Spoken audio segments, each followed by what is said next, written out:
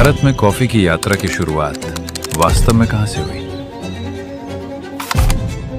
क्या आपको पता है हर एक घुट के पीछे कौन लोग? एक साधारण से खेत में उगाया गया कॉफी का बीज अंतर्राष्ट्रीय व्यापार कैसे बन गया? एक कप कॉफी में कितनी कहानी समा सकती है? 1950 में हमने लगभग 18,000 टन कॉफी का उत्पादन किया था और उस समय इसकी व्यापक रूप से खेती नहीं की जाती थी। आज उत्पादन 3,50,000 टन से अधिक हो गया है।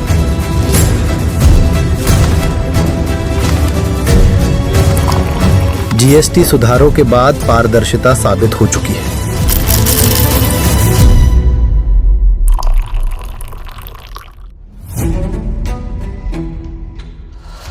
कर्नाटक मुख्य रूप से कॉफी के लिए प्रसिद्ध है। आपने बाबा बुदान की पौराणिक कहानी के बारे में जरूर सुना होगा। यमन से लौटते समय उन्होंने अपनी दाढ़ी में 7 कॉफी के बीज छुपा के भारत ले आए। इसके बाद कॉफी की खेती शुरू हुई।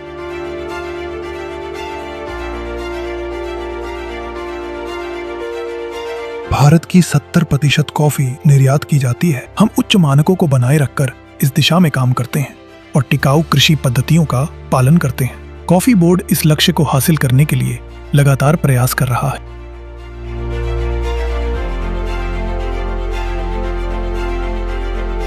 मैं कॉफी का पल्प तैयार करता हूं और एक बार जब ये तैयार हो जाता है इसे थैलों में भरा जाता है जिनसे होकर ये बहता है। भारी बीज नीचे बैठ जाती हैं जबकि हल्के वाले तैरते हैं। इसके बाद इसे पल्पर में ले जाया जाता है और अच्छी तरह से धोया जाता है। धोने के बाद ये फिर से नीचे आ जाता है। वहां से ये हुक की और फिर बुसुली की ओर बढ़ता है। इसे बोरियों में भरकर भेज दिया जाता है। परंपरागत रूप से 100 लीटर पानी का उपयोग किया जाता था, लेकिन हमारी मौजूदा इको पल्पर विधियों के साथ केवल 30 से 40 लीटर पानी की आवश्यकता होती है। इससे लगभग 60 लीटर पानी की बचत होती है।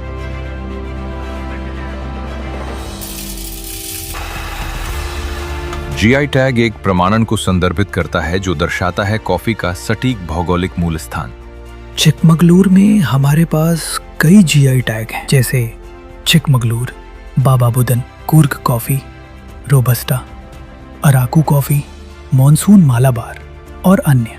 प्रत्येक किस्म का अपना अलग स्वाद, गुणवत्ता और पहचान होती है और इसी आधार पर जीआई टैग प्रदान किए जाते हैं।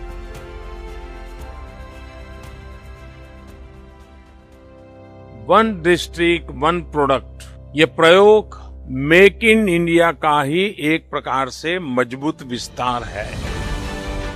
केंद्र सरकार की एक पहल है। इसे एक जिला एक उत्पाद कहा जाता है। इसके 3 मुख्य भाग हैं: केंद्र सरकार, राज्य सरकार और संबंधित हितधारक। ये पहल बहुत मददगार है क्योंकि इससे उत्पादकों को लाभ होता है खेती से आगे बढ़ने के लिए, और इससे उनके उत्पाद सीधे उपभोक्ताओं तक पहुंच पाते हैं सरकार के समर्थन से। आईसीडीपी कार्यक्रम सभी क्षेत्रों को कवर करता है और इसे सभी हितधारकों को प्रेरित करने के लिए पेश किया गया था। यहाँ लगभग 4 लाख कॉफी उत्पादक हैं और 25 लाख बागान मजदूर हैं। हम श्रमिकों का समर्थन करते हैं, उनके बच्चों की शिक्षा के लिए वृत्ति देकर। कॉफी उत्पादकों के लिए हम विभिन्न प्रकार की सब्सिडी प्रदान करते हैं। पिछले वर्ष ही लगभग 90 करोड़ रुपए की सब्सिडी कॉफी उत्पादकों को उपलब्ध कराई गई थी। किस प्रकार की सब्सिडी उपलब्ध है?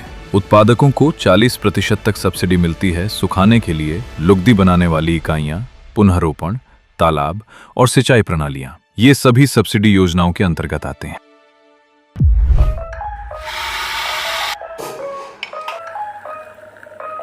आजकल के युवा कॉफी को ज्यादा पसंद करते हैं कई कारणों से, और पूरे देश में कैफे देखे जा सकते हैं। कैफे में जाने और कॉफी पीने वाले युवाओं की संख्या में स्पष्ट वृद्धि देखी जा रही है। हालांकि फिल्टर कॉफी की खपत घट रही है और इंस्टेंट कॉफी की खपत बढ़ रही है। केंद्र सरकार ने जीएसटी घटा दिया है। 18% से घटकर 5% हो गया है, जो उपभोक्ताओं के लिए एक बड़ा लाभ है। जब भारत अपनी स्वतंत्रता के 100वें वर्ष में पहुंचेगा तो भारतीय कॉफी उत्पादकों का दृष्टिकोण 7 लाख टन उत्पादन तक पहुंचने का है और अंतर्राष्ट्रीय स्तर पर 30,000 से 40,000 करोड़ रुपए का निर्यात करना। ये कॉफी बोर्ड का दृष्टिकोण है और हम इसे हासिल करने की दिशा में काम कर रहे हैं।